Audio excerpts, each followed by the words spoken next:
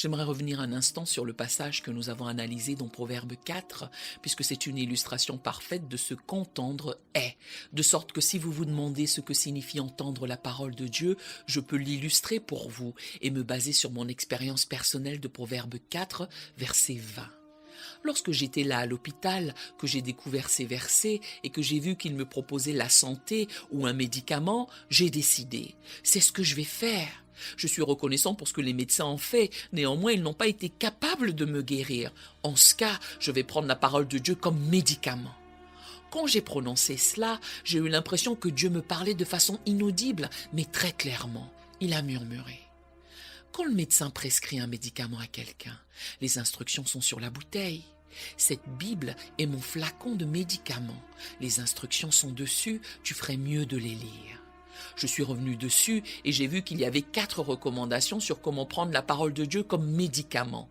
Vous voyez, si un médecin vous donne un médicament et que vous ne le prenez pas selon ce qu'il a recommandé, le médecin s'écriera « Ne me dites pas que vous vous attendiez à ce que cela vous fasse du bien quand même !» Si vous avez ce passage devant vous, ou si vous voulez bien prêter l'oreille, je vais vous donner les 4 directives en question. Il n'y a probablement pas une seule personne ici qui n'aura pas besoin de cela à un moment donné de sa vie. Très peu de gens vivent une longue vie sans rencontrer de maladie. Gardez cela en mémoire et apprêtez cela pour quand la situation se présentera. Les voici. Numéro 1. Sois attentif à mes paroles. Numéro 2. Prête l'oreille à mes discours. Numéro 3. Qu'ils ne s'éloignent pas de tes yeux. Numéro 4. Garde-les dans le fond de ton cœur. Considérons brièvement ce qui est impliqué dans ces 4 ordres. Tout d'abord, sois attentif. Lorsque vous vous tournez vers la Bible, la parole de Dieu, vous devez lui accorder toute votre attention. Ne vous laissez pas distraire, essayez de vous couper de toutes les autres voix, influences ou impressions. Accordez toute votre attention à la parole de Dieu. Après tout, c'est Dieu qui vous parle. Cela vaut la peine d'écouter ce qu'il a à dire. Le deuxième est prête l'oreille ou incline l'oreille. C'est une attitude d'humilité. En fait, je pense à l'Afrique lorsque je cite ce passage, car dans une école primaire africaine ou au collège, si un élève s'approche de l'enseignant avec son cahier d'exercice, il se tiendra devant lui, le cahier ouvert, et il inclinera la tête, il prête l'oreille.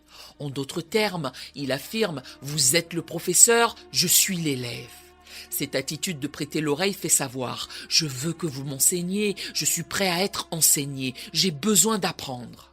J'ai moi-même eu ce problème, puisque mon impression du christianisme à l'époque était que si vous vouliez être chrétien, vous deviez vous attendre à être assez misérable la plupart du temps. Mon attitude était « Je ne suis pas sûr que cela vaille la peine d'être malheureux pour cela ». J'ai gardé cette attitude même après être né de nouveau. En étudiant la Bible, j'avais l'impression qu'elle me disait tout le temps « Dieu te veut en bonne santé, il te veut fort, il te veut prospère ». Pourtant, je n'arrêtais pas de me marteler, c'est trop beau pour être vrai, cela ne peut pas être ce qu'elle dit, cela doit signifier quelque chose de différent. Tandis que je raisonnais de la sorte avec moi-même, une fois de plus, le Seigneur m'a parlé de manière imperceptible. Il m'a interrogé. Qui est le maître et qui est l'élève ? J'ai répliqué, Seigneur, tu es le maître, je suis l'élève. Il a poursuivi. Cela te dérangerait-il de me laisser t'enseigner ?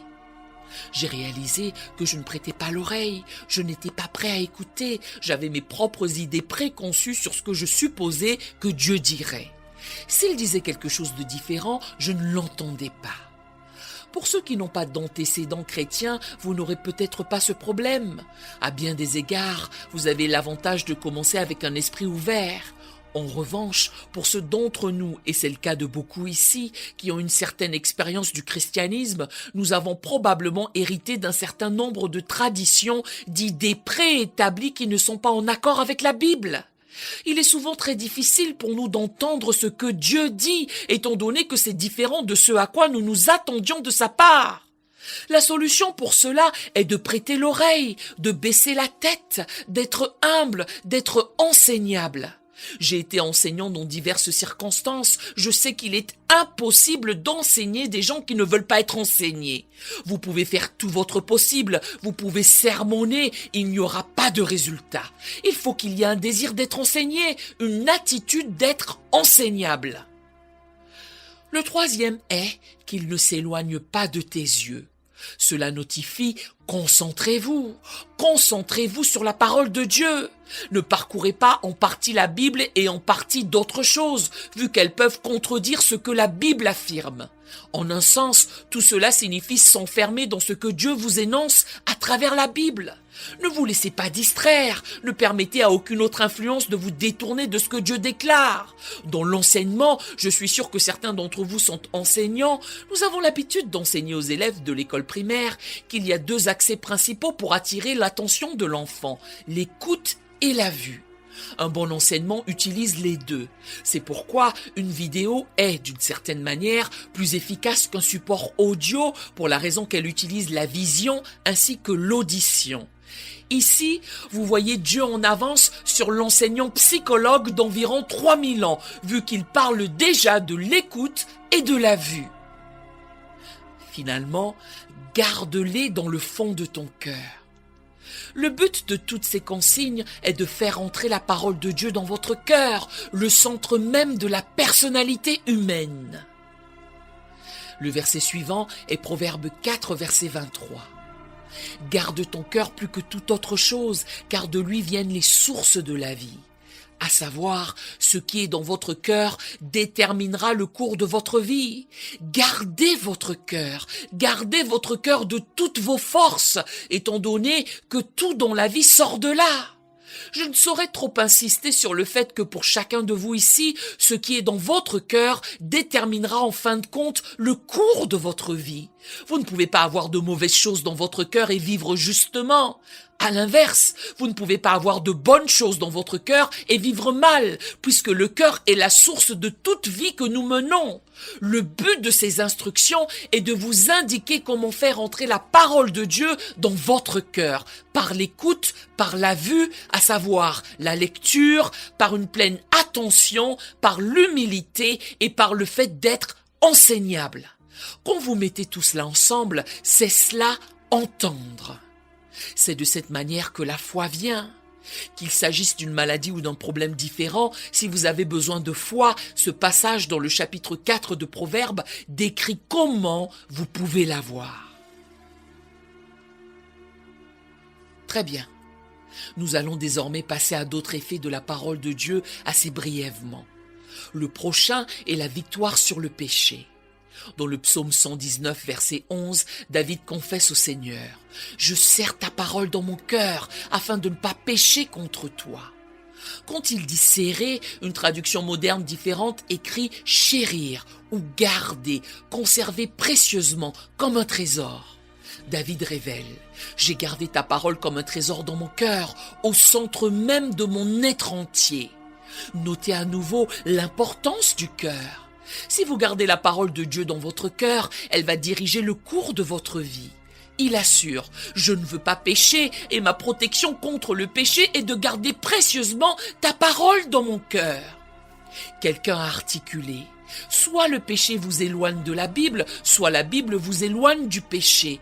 Tôt ou tard, l'un ou l'autre l'emportera. Si la Bible l'emporte, elle vous préservera du péché. Dans Psaume 17, verset 4, nous avons un nouveau témoignage de David. David était un homme très honnête. En lisant ses psaumes, vous verrez qu'il a eu maintes luttes avec le péché dans sa propre vie. Dieu merci, à travers ses combats, il est capable de nous donner des directives et de nous aider.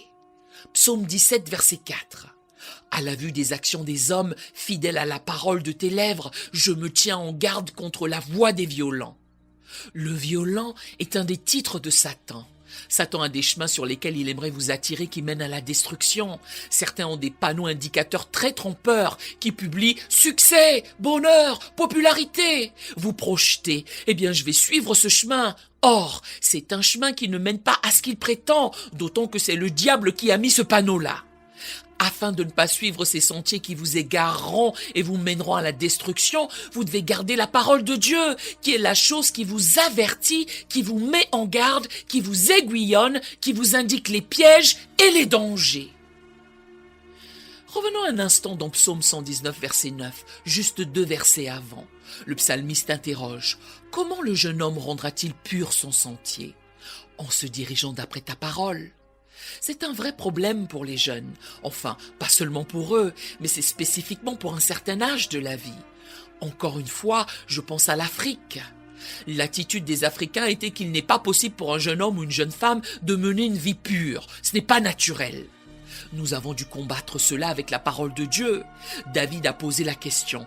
Comment un jeune peut-il mener une vie pure? C'est une question très réelle, n'est-ce pas? Personne ne prétend que tout est facile. David l'explique en se dirigeant d'après ta parole. À nouveau, soit la parole de Dieu vous tiendra éloigné du péché, soit le péché vous tiendra éloigné de la parole de Dieu. Si vous trouvez que la Bible vous intéresse moins, vous feriez mieux de vérifier ce qui prend sa place dans votre vie, car cela pourrait être quelque chose de désastreux. La Bible ne donne pas uniquement la victoire sur le péché, elle donne la victoire sur Satan. C'est primordial. Satan est l'ennemi de tous les croyants. Il s'oppose sans cesse à nous, cherchant à nous égarer, nous faire succomber à la tentation. Seulement, il n'est pas dit qu'ils doivent gagner. Nous pouvons le vaincre. Nous avons une arme, c'est la parole de Dieu. Dans Éphésiens chapitre 6, Paul parle de l'armure du chrétien et il souligne que nous sommes tous dans une guerre spirituelle, pas une guerre physique. Nous ne combattons pas la chair ni le sang. La traduction de la Bible vivante annonce. Nous ne combattons pas des personnes avec des corps, nous combattons des êtres et des forces spirituelles. Puisque c'est une guerre spirituelle, nous devons avoir des armes spirituelles. Il les énumère toutes dans Éphésiens 6. Cependant, je ne veux me concentrer que sur la dernière. Verset 1. Prenez aussi le casque du salut. C'est ce qui protège votre tête. Dans 1 Thessaloniciens 5, verset 8, il est appelé le casque de l'espérance du salut. Je n'avais pas l'intention d'aborder ce sujet, mais je soupçonne que Dieu le veut, vu que tant de gens ont un problème de dépression. Si je demandais combien ici ce soir ont lutté contre la dépression, des humeurs sombres, le pessimisme, un grand nombre lèverait la main et je serais le premier. J'ai eu un grand combat avec la dépression dans les premières années de mon ministère. Pourtant, j'étais baptisé du Saint-Esprit, je gagnais des gens pour le Seigneur. Toutefois, ce nuage sombre s'installait quand même au-dessus de moi, m'enfermait et m'accablait. J'ai lutté contre ça, je me suis battu contre ça, j'ai fait tout ce que je pouvais contre ça. Rien ne marchait, plus j'essayais, plus ça empirait. J'étais au bord du désespoir. Un jour, j'ai lu dans Ésaïe 61, verset 3, que Dieu nous donnerait un vêtement de louange au lieu d'un esprit abattu. C'est la version King James. J'ai lu ces mots, le Saint-Esprit m'a chuchoté. C'est ton problème. C'est un esprit démoniaque qui te tourmente. Ce n'est pas toi, ce n'est pas ton esprit, c'est une autre personne qui est à l'œuvre dans ton esprit. Je n'avais besoin que d'un autre verset, qui fut Joël 2, verset 32. Alors, quiconque invoquera le nom de l'Éternel sera sauvé. J'ai prié en plaidant, Dieu, délivre-moi de ce mauvais esprit d'abattement, de dépression au nom de Jésus. Et Dieu m'a délivré. Puis Dieu m'a montré que je devais avoir quelque chose pour protéger mon esprit. J'ai considéré l'armure, j'ai dit, ça doit être le casque alors. Éphésiens chapitre 6 verset 17 l'appelle le casque du salut. Je me suis demandé, je suis sauvé, mais ai-je le casque du salut? Car Paul recommande aux chrétiens sauvés, prenez le casque du salut. Puisque je ne savais pas ce que c'était exactement, j'ai jeté un coup d'œil à un passage parallèle dans 1 Thessaloniciens 5, verset 8, qui déclare « Et ayant pour casque l'espérance du salut ». J'ai soutenu « Mon casque est l'espérance ». C'est ce qui va protéger mon esprit. J'ai étudié et j'ai vu que dans la Bible, l'espérance est une attente assurée du bien. Dieu m'a montré que je devais changer entièrement ma façon de penser. J'étais par nature pessimiste. Je ne suis pas né pessimiste, mais j'ai été élevé dans le pessimisme. Dans ma famille, si vous n'étiez pas inquiet, vous deviez vous inquiéter du fait que vous n'étiez pas inquiet. J'ai réalisé que j'avais tout un passé à changer, que je devais mettre sur moi un casque d'espérance, d'attente du bien. Pour y arriver, chaque fois que j'avais une pensée négative, je la remplaçais délibérément par quelque chose de positif tiré des Écritures. Progressivement, c'est devenu automatique. Aujourd'hui, Dieu merci, je n'ai plus ce problème. Je veux dire, nous pouvons tous être attaqués parfois par une pensée négative. Cela dit, dans l'ensemble, la dépression n'est pas mon problème. Cela appartient au passé. J'ai dû être délivré de cet esprit, j'ai dû apprendre à protéger mon esprit. Je n'avais pas l'intention de m'épancher sur ça, mais c'est vraisemblablement pour le bien de certaines personnes ici. Il y a un casque, c'est l'espérance.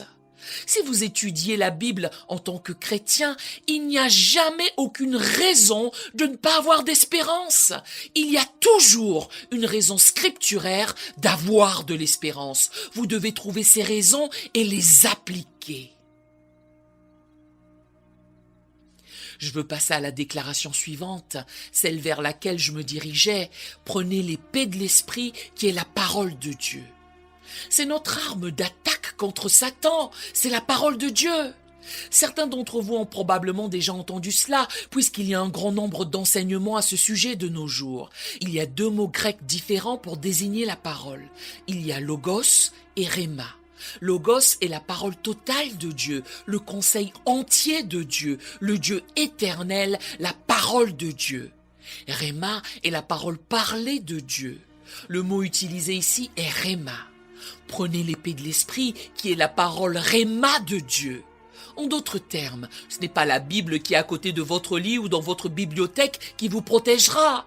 C'est la Bible que vous prononcez avec foi et que vous citez. C'est l'épée de l'esprit. Elle est si tranchante que chaque fois que vous faites cela devant le diable, il recule. Il a peur de l'épée de l'esprit. Notre modèle parfait pour cela, c'est Jésus. Dans Matthieu 4, quand Satan est venu le tenter, comment Jésus a-t-il répondu 3 fois? Il est écrit. C'est l'épée de l'esprit et Satan l'a laissé tranquille. Il n'y a pas de riposte à l'épée de l'esprit. Vous pouvez donner aux malins toutes sortes de raisons psychologiques, elles ne l'ébranleront pas. Or, lorsque vous citez les Écritures et que vous l'appliquez personnellement, vous pouvez le chasser loin de vous. L'épée de l'esprit, la parole de Dieu, est notre arme contre Satan. Permettez-moi de vous citer 2 passages supplémentaires. 1 Jean verset 14, la 2e partie du verset. Je vous ai écrit Père, parce que vous avez connu celui qui est dès le commencement. Je vous ai écrit jeunes gens, parce que vous êtes forts et que la parole de Dieu demeure en vous et que vous avez vaincu le malin. Qui est le malin? Satan. Jean fait 3 déclarations sur ces jeunes gens. Ils sont forts, ils ont vaincu Satan. Et la raison de cela est la 3e affirmation. La parole de Dieu demeure en vous. Si vous avez la parole de Dieu qui demeure en vous, elle vous donnera la force spirituelle et la victoire sur Satan. Dans Apocalypse 12, verset 11, nous avons un exemple de cela. C'est une image, selon moi, de la fin des temps. C'est un conflit énorme entre le peuple de Dieu et le peuple de Satan. Le diable lui-même y est personnellement impliqué. Le verset 11 d'Apocalypse 12 nous donne la clé de la victoire. Il est dit: ils, mis pour le peuple de Dieu, l'ont vaincu, Satan, à cause du sang de l'agneau et à cause de la parole de leur témoignage. Ils n'ont pas aimé leur vie jusqu'à craindre la mort. Eh bien, comment vaincre Satan? Par le sang de l'agneau, par la parole de notre témoignage. J'ai une façon d'éclaircir cela que j'ai communiqué à des milliers de gens. Je leur dis: si vous aviez à me payer pour cela, aucune somme d'argent ne pourrait en exprimer la valeur, bien que je ne demande rien. Cette vérité n'a pas de prix. Comment vaincre Satan par le sang de l'agneau et par la parole de notre témoignage? Voici mon explication. Nous vainquons Satan quand nous témoignons personnellement de ce que la parole de Dieu déclare sur ce que le sang de Jésus a fait pour nous. Je vais le répéter. Nous vainquons Satan lorsque nous témoignons personnellement de ce que la parole de Dieu dit sur ce que le sang de Jésus a fait pour nous. La clé de cela est de savoir ce que la parole de Dieu énonce. Après, il faut la rendre personnelle, l'appliquer dans sa propre vie. Ruth et moi avons une forme de témoignage que nous utilisons régulièrement, qui applique ces versets. Plutôt que de le prêcher, nous allons vous le démontrer. Voici la confession que nous faisons. Mon corps est un temple pour le Saint-Esprit. Il est racheté, purifié et sanctifié par le sang de Jésus. Mes membres, les parties de mon corps, sont des instruments de justice, soumis à Dieu pour son service et pour sa gloire. Le diable n'a aucune place en moi, aucun pouvoir sur moi, aucune revendication contre moi. Tout a été réglé par le sang de Jésus. Je vains Satan par le sang de l'agneau et par la parole de mon témoignage. Et je n'aime pas ma vie jusqu'à craindre la mort. Mon corps est pour le Seigneur et le Seigneur est pour mon corps. Chacune de ces déclarations est tirée de la Bible. Je ne vois pas pourquoi nous devrions avoir toutes les bénédictions pendant que vous restez là assis à souhaiter qu'elles soient à vous. Nous allons de ce fait la redire, phrase par phrase, et vous donner l'occasion de la prononcer. C'est notre confession. Vous ne la faites pas parce que nous l'avons prononcée, vous l'articulez parce que la Bible le dit. Comprenez-vous cela? Si vous croyez la Bible, vous croyez ces mots. Nous allons la redire phrase par phrase. Vous la répétez après nous. Rappelez-vous, ce n'est pas à nous que vous vous adressez, mais au monde spirituel invisible. C'est là que vos paroles ont un impact qu'il vous est impossible de mesurer. Êtes-vous prêts? Phrase par phrase, après nous. Mon corps est un temple pour le Saint-Esprit. Il est racheté, purifié et sanctifié par le sang de Jésus. Mes membres, les parties de mon corps, sont des instruments de justice, soumis à Dieu pour son service et pour sa gloire. Le diable n'a aucune place en moi, aucun pouvoir sur moi, aucune revendication contre moi. Tout a été réglé par le sang de Jésus. Je vains Satan par le sang de l'agneau et par la parole de mon témoignage. Et je n'aime pas ma vie jusqu'à craindre la mort. Mon corps est pour le Seigneur et le Seigneur est pour mon corps. Amen. Si vous croyez sincèrement cela, remerciez Dieu, prenez un moment pour le faire. C'est l'expression de votre foi. Il n'y a qu'un certain type de chrétien qui a le droit d'émettre cela. Ce sont ceux qui n'ont pas aimé leur vie jusqu'à craindre la mort. Autrement dit, ils étaient totalement engagés. Pour eux, le plus important n'était pas de rester en vie, c'était de faire la volonté de Dieu. Vous devez vérifier. Êtes-vous engagé? Satan n'a pas peur de chrétiens non engagés, il se moque d'eux, alors que les chrétiens engagés sont une menace pour lui, il ne peut pas les vaincre. Bon, c'était juste un exemple de la parole de Dieu utilisée comme arme contre Satan. Passons à présent à un aspect différent de la parole de Dieu qui est la purification ou la sanctification. Des mots variés peuvent être utilisés. Le mot sanctifier signifie rendre saint. La parole de Dieu vous lave, vous purifie, vous sanctifie, non pas extérieurement, mais intérieurement. Vous savez combien c'est terrible d'être sale, en sueur, collant et de n'avoir aucun moyen de se laver. Vous devez juste le supporter. Quand on est soldat dans l'armée en temps de guerre, nous sommes fréquemment dans cet état. Imaginez à quel point c'est pire d'être sale à l'intérieur et de n'avoir aucun moyen de se laver. Quel privilège inestimable que de savoir comment nous pouvons nous purifier. Songez aux milliards de personnes sur Terre actuellement qui ne savent pas comment être purifiées. Quel privilège nous avons. Lisons Éphésiens 5, versets 25 à 27.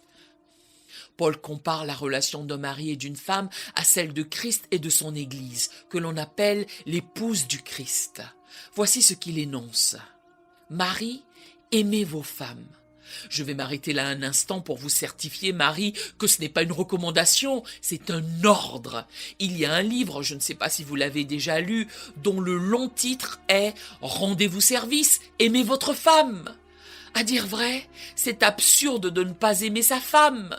Bref, verset 25.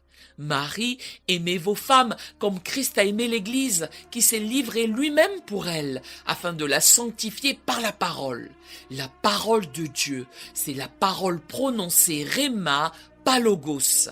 Après l'avoir purifié par le baptême d'eau, verset 27, afin de faire paraître devant lui cette Église glorieuse, sans tache ni ride, ni rien de semblable, mais sainte et irrépréhensible.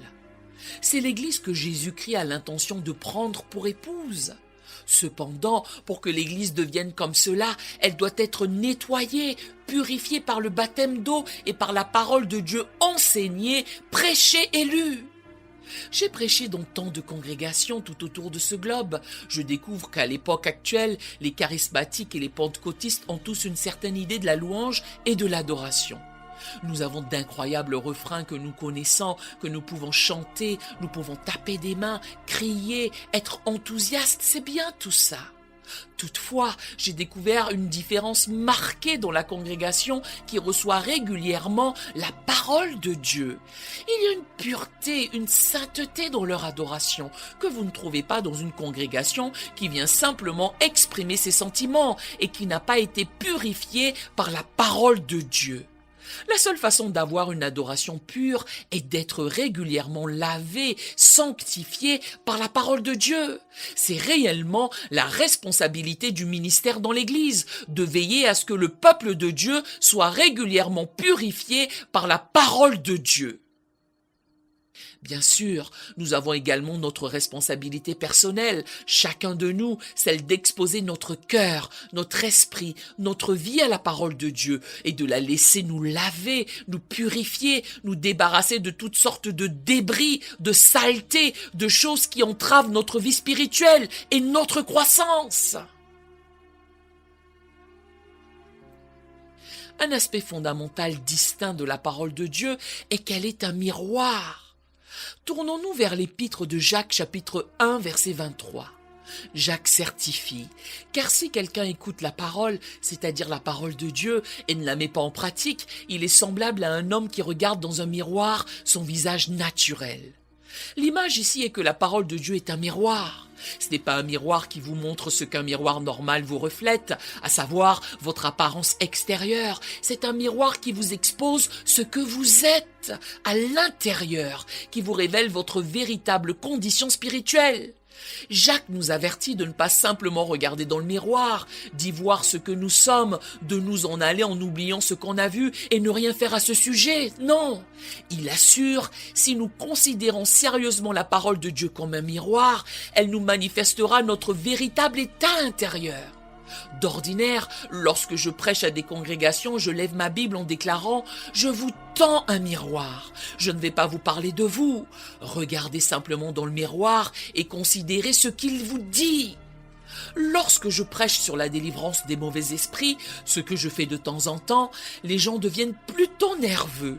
Je les rassure en leur disant « Ne soyez pas nerveux, je ne vais pas sauter de l'estrade, mettre mon doigt entre vos yeux et proclamer que vous avez un démon. Ce n'est pas ça, ce n'est pas comme ça que je fonctionne.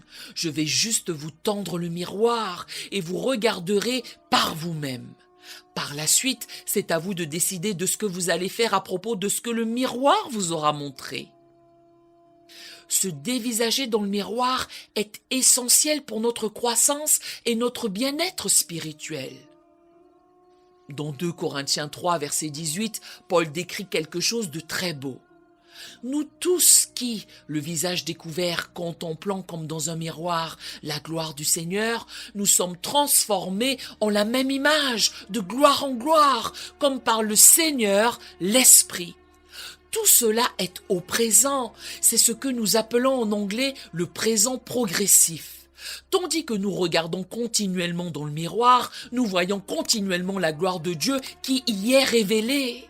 Pendant que nous regardons, le Saint-Esprit nous transforme à la ressemblance de ce que nous voyons de gloire en gloire. C'est formidable tout ça. Seulement, cela ne fonctionne que tant que vous vous contemplez dans le miroir.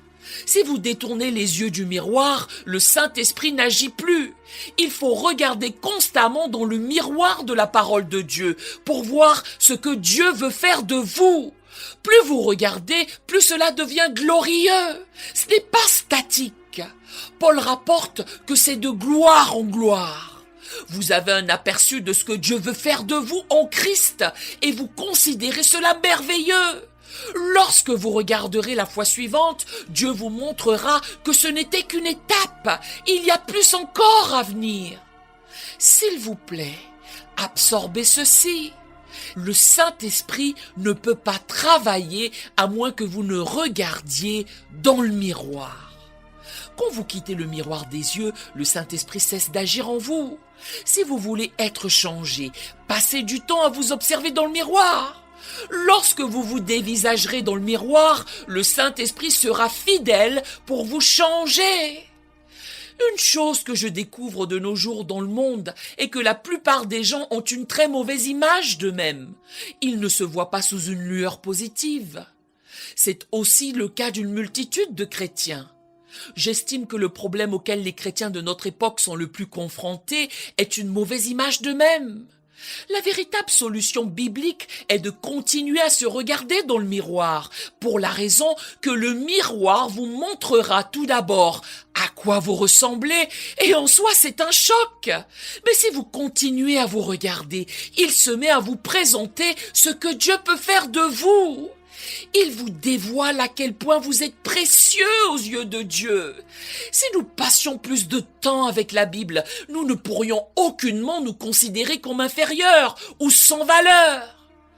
J'ai aidé tellement de gens de cette manière. Une chose que je certifie aux gens est ceci.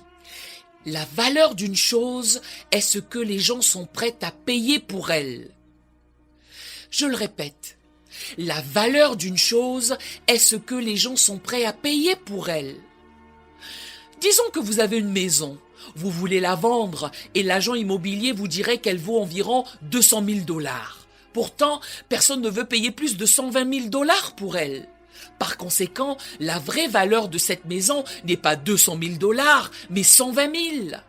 La valeur d'une chose est ce que les gens sont prêts à payer pour elle. Quelle est votre valeur? Comment la découvrir? En découvrant ce que Dieu a payé pour vous. Il vous a acheté avec la chose la plus précieuse de l'univers, le sang de Jésus.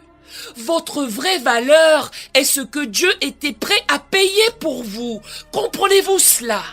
Ne permettez pas aux gens de vous donner un sentiment d'infériorité. Ne vous mesurez pas aux autres. Ne soyez pas attentifs à toutes sortes d'insinuations négatives. Formulez simplement « Je suis infiniment précieux aux yeux de Dieu, parce que Dieu m'a acheté avec la chose la plus précieuse de l'univers, le sang de Jésus. » Voulez-vous bien affirmer cela? Au moins la première partie de cette phrase. Je vais la réitérer. Répétez après moi. Je suis infiniment précieux aux yeux de Dieu. Parce que Dieu m'a acheté avec la chose la plus précieuse de l'univers. Le sang de Jésus. Voilà à quel point j'ai de la valeur. Vous pouvez dès lors clamer au diable « Ne te fatigue pas avec toutes tes accusations et insinuations, je connais ma valeur !» Cela dit, vous ne le saurez pas si vous ne passez pas du temps dans la Bible. Ce n'est qu'en écoutant ce que Dieu dit de vous et de son amour pour vous que vous échapperez à ce problème de manque d'estime de soi. Alors prenez du temps devant le miroir. La plupart d'entre vous, mesdames, passez un certain temps devant le miroir chaque jour. J'ai élevé 9 filles adoptives, je sais de quoi je parle quand je fais allusion au temps que les filles passent devant le miroir. Combien de temps passez-vous devant le miroir de Dieu? Je ne dis pas que vous ne devriez pas vous soucier de votre apparence extérieure, c'est une bonne chose. Seulement, combien de temps passez-vous à vous préoccuper des choses qui sont permanentes? Un jour, toute cette beauté extérieure s'en ira. Or, ce qui est à l'intérieur vivra pour toujours et à jamais. Ça vaut la peine de prendre le temps de se faire beau aux yeux de Dieu. Il y a une belle phrase dans le Cantique des Cantiques qui est un dialogue entre un époux et son épouse. C'est aussi une image de la façon dont Jésus, en tant qu'époux, s'adresse à son Église. Dans l'un des versets, l'époux s'exclame « Tu es toute belle, mon ami, et il n'y a point en toi de défaut. » C'est comme cela que Jésus nous parle, à cause de ce que le sang a fait pour nous et de ce que la parole de Dieu a fait pour nous. Il se peut que nous nous sentions inférieurs, il se peut que nous ayons l'impression de ne pas valoir grand-chose. Cependant, si nous prenons le temps de nous regarder dans le miroir, nous découvrirons qu'il dit de nous « Tu es toute belle, il n'y a pas de défaut en toi. » Cela vaut la peine de passer du temps devant le miroir. J'aimerais résumer cet enseignement par un passage de Jean 14, 23, qui, je dois l'admettre, est l'un des versets les plus extraordinaires de la Bible. Je dis aux gens, si vous n'avez jamais été surpris par ce que la Bible dit, c'est que vous n'avez jamais vraiment entendu ce qu'elle dit. C'est un livre très surprenant.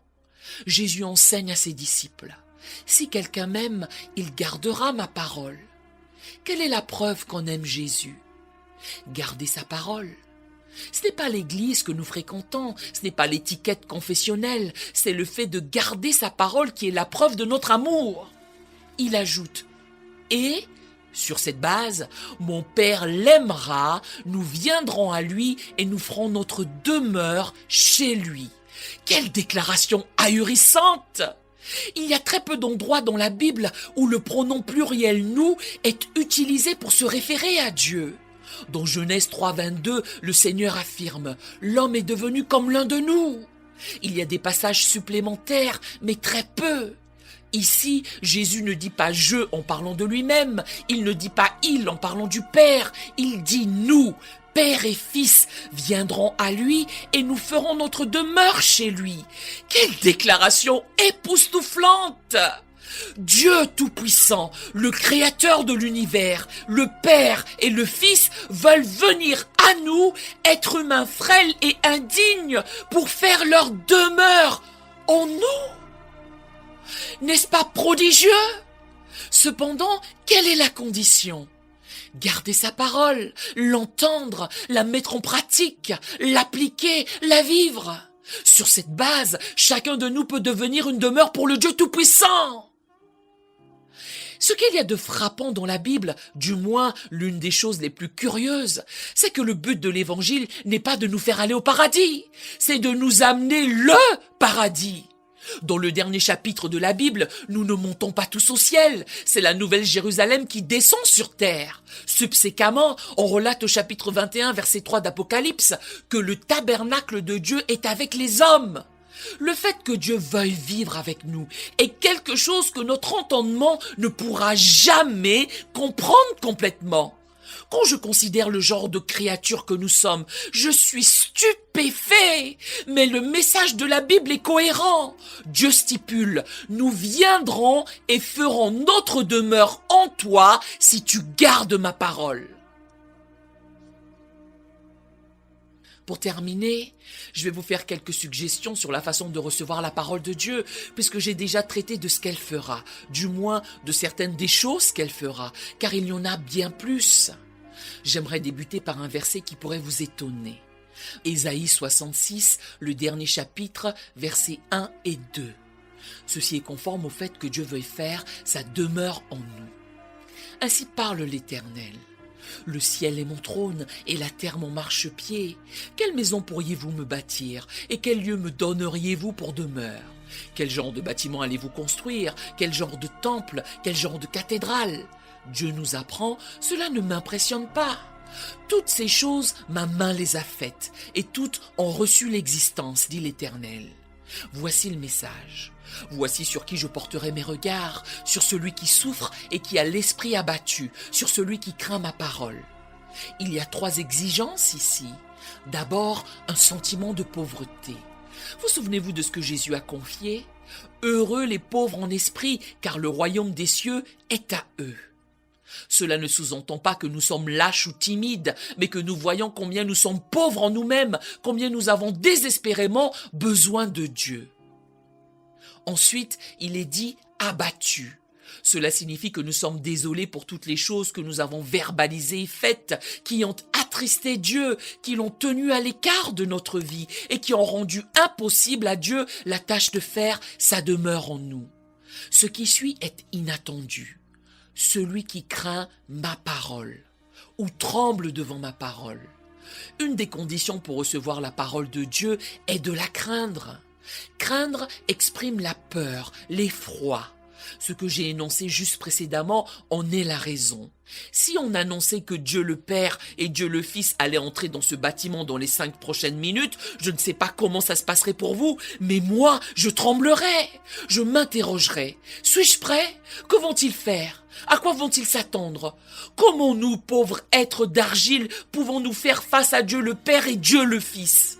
Or, Jésus a soutenu, si vous gardez ma parole, mon Père et moi viendrons et nous ferons notre demeure en vous. Je comprends pourquoi, dans un sens, Dieu s'attend à ce que nous tremblions devant sa parole, que nous la craignions. Il vient en personne dans notre vie. La plupart du temps, j'affirme aux gens, si vous voulez savoir quelle est votre attitude envers Dieu, découvrez quelle est votre attitude envers sa parole, puisque c'est votre attitude envers lui. Vous n'aimez pas plus Dieu que vous n'aimez sa parole. Vous n'obéissez pas plus à Dieu que vous n'obéissez à sa parole. Vous n'avez pas plus de place dans votre vie pour Dieu que vous n'en avez pour sa parole. Dès lors, si vous voulez connaître la valeur de Dieu à vos yeux, découvrez quelle est la valeur de sa parole pour vous. Vous y trouverez la réponse. La parole est la façon dont Dieu entre dans notre vie. Je ne crois pas que Dieu veuille que nous soyons effrayés, mais plutôt respectueux. Il veut que nous ayons un sentiment de crainte respectueuse. Je ne peux pas entrer dans les détails, mais l'une des expressions fréquemment utilisées dans la Bible est la crainte du Seigneur. Cela ne sous-entend pas que nous avons peur d'être punis, mais que nous avons un grand sentiment de respect. Si vous examiniez, surtout dans le livre de Proverbes et de Psaumes, ce que la Bible dévoile à propos de la crainte du Seigneur, vous remarqueriez qu'il n'y a rien qui porte de plus grande promesse de bénédiction dans toute la Bible que la crainte du Seigneur. La Bible soutient que la crainte de l'Éternel mène à la vie. Celui qui la possède passe la nuit rassasié, sans être visité par le malheur. Réfléchissez-y, elle mène à la vie. Si vous l'avez, vous serez sans cesse rassasié et vous ne serez jamais visité par le malheur. Si vous avez un livre de concordance ou autre, passez du temps à consulter ce que la Bible communique sur la crainte de l'Éternel. Nous allons y toucher un mot dans un instant. L'exigence suivante est d'être humble et de craindre Dieu. Psaume 25 est l'un de mes préférés. Il nous indique le genre de personnes que Dieu prendra la peine d'enseigner. Vous pouvez vous inscrire dans n'importe quel collège biblique ou séminaire. Cela ne détermine pas nécessairement que Dieu vous accepte comme élève. Dieu choisit son élève par son caractère, pas par son niveau intellectuel ou les diplômes en sa possession. Le psaume 25 nous révèle ce que Dieu recherche en ceux qu'il est prêt à accepter comme élève. Psaume 25, versets 8 et 9. L'Éternel est bon et droit, c'est pourquoi il montre aux pécheurs la voie. Il conduit les humbles dans la justice, il enseigne aux humbles sa voie. Quelle est l'exigence ? L'humilité. Dans la vieille traduction, on utilisait le mot « doux », ce que je préfère de loin. Dans le même psaume, verset 12, « Quel est l'homme qui craint l'Éternel ? L'Éternel lui montre la voie qu'il doit choisir. » Quelle est l'exigence pour que Dieu vous enseigne ? L'homme qui craint l'Éternel. Verset 14. L'amitié de l'Éternel est pour ceux qui le craignent et son alliance leur donne instruction. Le mot amitié exprime ici le conseil secret de l'Éternel. Dieu partage ses plans secrets avec quel genre de personnes ? Ceux qui le craignent, c'est exact. Voilà l'attitude que nous devons cultiver. Ailleurs, la Bible nous enjoint de choisir la crainte de l'Éternel. Si nous ne la choisissons pas, nous ne l'aurons pas. Dans le premier chapitre de Proverbes, il est divulgué que le malheur s'abat sur ceux qui n'ont pas choisi la crainte de l'Éternel. Dans Jacques chapitre 1 verset 21, encore une fois, nous voyons que tout cela est très similaire. En les enseignant, je suis moi-même sidéré de voir à quel point ils soulignent tous la même chose. C'est pourquoi rejetons toute souillure et tout excès de malice. C'est la première exigence. Tournons le dos à tout ce qui est souillé, impur et inacceptable devant Dieu. Il y a essentiellement un mot qui est utilisé pour cela. Quel est-il ? Le repentir. Se repentir intime, se détourner de tout ce qui n'est pas agréable, de tout ce qui est inacceptable devant Dieu. Tourner le dos à tout cela. C'est pourquoi, rejetant toute souillure et tout excès de malice, recevez la douceur de la parole, c'est-à-dire la parole de Dieu qui a été plantée en vous et qui peut sauver vos âmes. Comment devons-nous la recevoir ? Avec douceur. En fait, tous ces versets disent la même chose. Par la suite, il faut être prêt à agir sur ce que la parole déclare. Jean 7, verset 17. Si quelqu'un veut faire sa volonté, il connaîtra si ma doctrine est de Dieu ou si je parle de mon chef. Jésus expose. Si tout ce qui vous intéresse est la connaissance, Dieu ne viendra pas à votre rencontre. Or, si vous voulez faire la volonté de Dieu, il vous manifestera la vérité. Enfin, j'aimerais me tourner à nouveau vers le psaume 119, verset 11, afin que vous le considériez comme une recommandation de ma part. Je serre ta parole dans mon cœur afin de ne pas pécher contre toi. Je suggère que si effectivement vous voulez la bénédiction de Dieu et la prospérité au sens propre, vous devez serrer la parole de Dieu dans votre cœur. Une façon pratique de le faire est de mémoriser des versets. La pratique de mémorisation des versets est capitale. La Bible mentionne ceux qui méditent la parole de Dieu. Or, si vous n'avez pas la parole de Dieu en vous, vous ne pouvez pas méditer. Vous devez la mémoriser pour le faire. J'aimerais partager quelque chose que Ruth et moi avons lu dans un livre intitulé « L'Église en Chine » de Carl Lawrence. Je ne sais pas si certains l'ont lu, c'est un excellent livre. Si vous ne l'avez pas lu, surtout si vous êtes chinois, vous vous devez de le lire. Il y a une chose qui m'impressionne chez les Chinois de Singapour, si je peux m'exprimer franchement, c'est qu'ils ne se préoccupent pas outre mesure des Chinois de Chine. Je suis surpris par cela. Bref. Dans ce livre, cet homme narre que pendant la révolution culturelle, de tous les chrétiens qui étaient impitoyablement persécutés, les seuls à avoir survécu sont ceux qui avaient mémorisé la parole. Tous les autres se sont soit suicidés, soit sont devenus fous ou ont trahi leur coreligionnaire. Il y a de la sorte quelque chose dans la mémorisation de la parole de Dieu. Elle vous donne une force intérieure et une stabilité pour lesquelles il n'y a pas de substitut. Je vous recommande de la mémoriser. La plupart d'entre vous sont assez jeunes, vous avez une capacité de mémorisation. Si vous choisissez de l'utiliser, vous pouvez le faire. Si vous ne le faites pas, vous vous privez de quelque chose d'extrêmement précieux. Je ne sais pas combien de versets de la Bible Ruth et moi connaissons par cœur. Il doit y en avoir au moins 200, probablement plus. Nous ne faisons pas ça pour épater la galerie. Nous le faisons parce que nous en avons besoin. Nous sommes dans un combat spirituel continuel. Nous sommes en permanence en train d'attaquer les forteresses de Satan. Si nous n'avions pas la parole de Dieu serrée dans nos cœurs, nous n'aurions pas survécu. Nous la mémorisons, nous la croyons et nous la confessons. C'est ma dernière recommandation à ceux d'entre vous qui veulent véritablement prospérer en Dieu. Demandez au Saint-Esprit de vous dévoiler quels versets vous devez mémoriser, car ils peuvent être très différents de ceux que nous mémorisons. Que le Seigneur vous bénisse. Nous aimerions vous donner l'opportunité de faire de Jésus le Seigneur de votre vie. Voulez-vous bien prier avec moi? Dites Seigneur Jésus, je me repens de mes péchés. Viens dans mon cœur. Je fais de toi mon Seigneur et Sauveur. Par cette simple prière, nous croyons que vous êtes nés de nouveau, allez dans une bonne église qui est basée sur la Bible, donnez à Dieu la première place. Nous espérons de tout cœur que ce message vous encouragera. Si vous connaissez quelqu'un qui puisse être encouragé, s'il vous plaît, envoyez-le lui. Édifions le corps de Christ ensemble. Nous publions un nouveau message chaque lundi et un message court chaque jeudi. Appuyez sur la cloche des notifications pour vous le rappeler. Merci infiniment de nous soutenir en vous abonnant à notre chaîne. Que Dieu vous bénisse abondamment.